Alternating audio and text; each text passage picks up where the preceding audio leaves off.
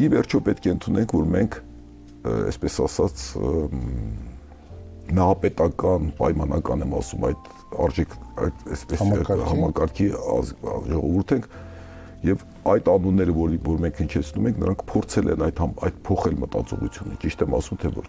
Բայց արդյոք ստեղծվել է այնպիսի մի քաղաքական ուժ, ինչպես ես էլի Ֆրանսիայի օրինակը բերեցի, այնպիսի քաղաքական ուժ, որ փորձել է ինքը գալ իշխանության եւ այդ արժեքներով փոխել մեր մտածողությունը։ Իսկ իմ պատկերացմամբ մեր քաղաքական ուժերը ոչ թե մի քայլ առաջ են հասարակական մտածողությունից, այլ ընդհակառակը փորձում են հարմարվել հասարակական մտածողությանը ձայներ ստանալու համար։ Եվ ամբողջ բանավեճը գնում է ով է ավելի պահպանողական քաղաքական ուժերի միջև։ Եվ ամեն մի քաղաքական ուժ խուսափում է լինել առաջադիմական, որ հանկարծ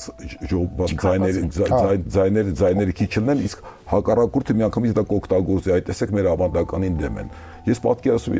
եթե այն ժամանակ էլ հիշեք, դուք հավանաբար գիտեք Դրամփյանը եւ այլն ինչպես են քննադատել Թումանյանին։ Եվ ի վերջո եթե միջև այսօր պահպանված լիներ 9 տարեկան Մարոյին ամուսնացնելու սկզբունքը, այդ նույն ավանդապահները այսօրվա դրա դեմ էլ կխոսեին։ Թումանյանին էլ կքարկոծեին։ Քաղաքական ուժերը մեր առաջադիմական լինելուց վախենում են կամ այդպեսին չեն։